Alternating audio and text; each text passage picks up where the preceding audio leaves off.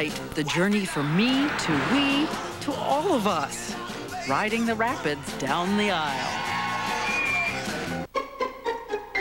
First, can you get past Mom? I wanted a harpist. We're not harp people. They wanted Born to Run and Krispy Kremes. On the recessional, Bruce Springsteen, you know, and we're gone.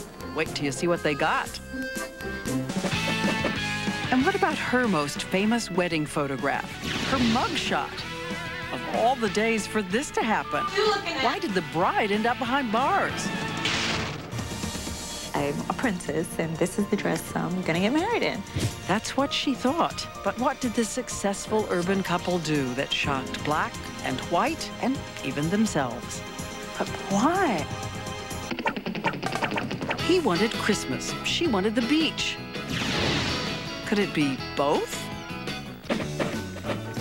And it's Viva Las Vegas, 24 hours in a non-stop wedding chapel. All of my heart. All of my love. All of my happiness.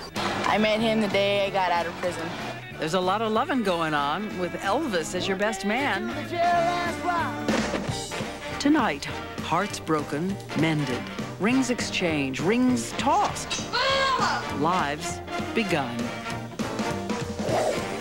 It's Weddings with Deborah Roberts, Cynthia McFadden, Elizabeth Vargas, and Diane Sawyer. So hello once again to everyone out there, and welcome back as yet again we at ABC News tell you some stories, some headlines from inside American family life. Once again, Diane Sawyer. So she'd had a wedding dream her entire life, only to learn that sometimes in a shattered dream is where the light comes through. A story that seemed to be moving forward suddenly moves forward and all the way back. I bought a beautiful, I saw it in a magazine, tried it on, and I was like, okay, this is it. I'm a princess, and this is the dress I'm gonna get married in. Leslie Bell of Brooklyn knew exactly what kind of bride she was going to be. Cream-colored silk, high gloss, candlelight. I envisioned our wedding as being me in my off-white gown, him in his tux. It would be a seriously sophisticated success and the city wedding. He worked for the music company Polygram in California, she for Polygram in New York. He flew in for a meeting and a stranger was on the lobby phone. And so I started paying attention to the conversation and listening in. And I was like, oh, okay, so she's on the phone and having a time with the car service here. A freezing night, they decided to share a car. And the whole way we were laughing and talking like we've known each other forever. It was our destiny. Definitely. Love survived a 3-year cross-country courtship and the definitely muted enthusiasm of Leslie's teenage daughter from a previous relationship, Thea. As a teenager, she was like, oh, okay. Still, they loved planning their extravaganza. The two of them, a psychological ocean away from the ghosts of history and the man who had a dream. I have a dream, sons of former slaves and the sons of former slaves. So was it destiny that led Charles and Leslie to take a break and visit an old plantation in North Carolina? I had some reservations. I was like, well, I don't know how I'm going to feel about going to a place where so much horror took place. It is called Somerset. There, next to the big house with its columns, the slave quarters. Small buildings, so much pain. Back then, 22 people forced to live in 500 square feet. At 5 a.m. in the morning, they were out in those fields, which meant that they were up at 3 a.m. to get there after a 2-hour walk, and would not come back until the end of the day, which in summertime can be, after 8 o'clock at night. And at that time, the disease must have been awful. There's documents of people just not being able to make it back home at night and laying by the side of the road, and the next morning on the way out, they'll find someone laying there dead. An old ledger shows 80 men and women purchased in Africa, dragged across an ocean to make rice fields out of 100,000 acres of North Carolina jungle. Rice farming is not easy. No, not at all. backbreaking work. 17 years after they arrived, only 15 of the 80 survived. But 2 of them were named Sally and Cuffy, names that still speak to a great-great-great-great-grandchild. They had 5 children, and one of those children had 3 children and 19 grandchildren, and that's the lineage that I'm part of. Did you know anything about punishments, about attempts to flee, about what happened? Yes, I do know one of the descendants, for example, tried to poison the overseer. Wasn't that your cousin? Yeah, one of my cousins, yes. They said he was whipped and sold. And so, on these grounds where so many tears had fallen, Charles Lorenzo Wilson and Leslie Renee Bell knew that they had found their wedding altar. When we went there, we knew we couldn't get married anywhere else. But why? I can't imagine wanting to be married. It's history. You can't change it. It's what happened. How better to create family than at the roots of the family that created you? And for those slaves who once longed for home, they would have an African ceremony their ancestors would have loved. And you, who wanted your girly bride's magazine princess dress? I gave it up.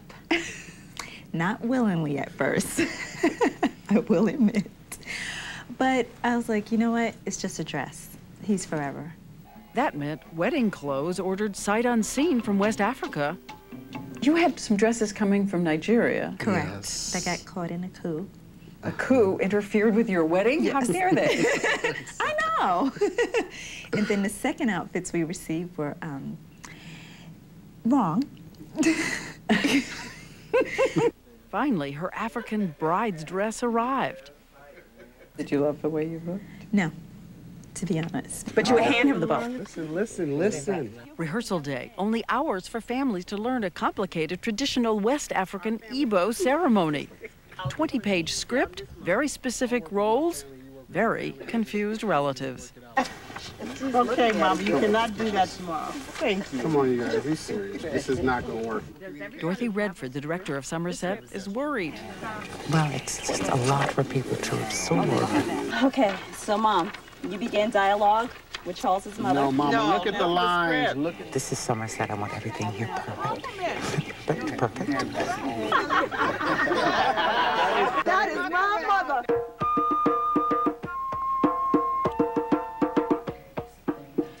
Wedding day dawns. Tension, excitement, disaster. First disaster. I don't have my head wrapped. The bride's headdress was left in a hotel room an hour away.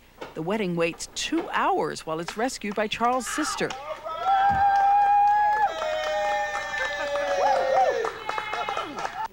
The unflappable Leslie breaks.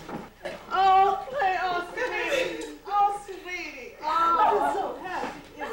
Oh, thank you, God. It is time to begin. Outside, they assemble for the ceremony. Fresh ground grains, soft bitter cola nuts, sweet palm wine, tastes lodged in the DNA. Every drumbeat invested with history. A cadence to summon his family. A cadence to summon hers. You know, the drums were playing, the flute was playing, drill, kind of setting the tone. And a Brooklyn girl who dreamed of cream silk and tuxedos enters her husband's African queen. She looked regal, she looked beautiful, she looked like a princess. Oh my gosh. And then I saw him and I was like, oh my God, he looks so handsome. And I was just like, oh, baby. And the most beautiful, wonderful thing I found in you is that our hearts agree. Mariah, daughter of Kofi and Sally, my great-great-great-grandmother. In the language of his ancestors. My endearing, beautiful, wonderful bride.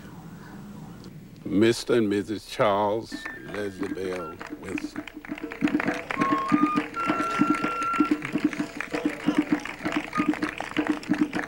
But there is something else happening on this day, out there in the audience. Great-great-grandchildren of the big house. descendants of the slave owners, invited by the groom and bride.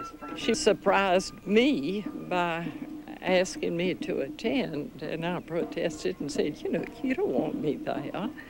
And she said, yes, I do. And I thought, well, it's a new day, and I'd be honored. I'd love to do that. So I came, and it was a very moving experience. So there on the lawn of Somerset, you could almost hear Martin Luther King's blessing, the fulfillment of his dream.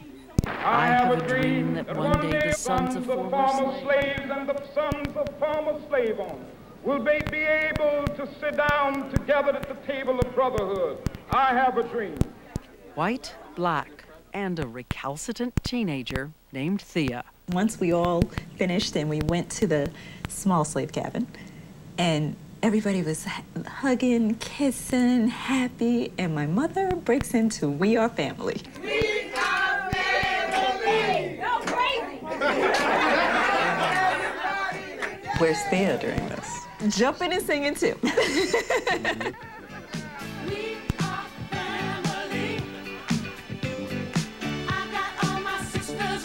Margaret's my heart.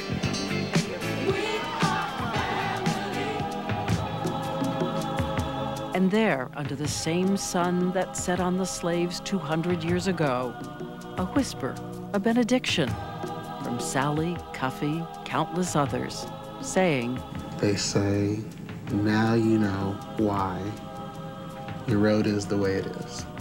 So continue. Roland Ophelia Wood Johnson, my mother. Easy. Easy. And every day I wake up, life is hard, but you continue.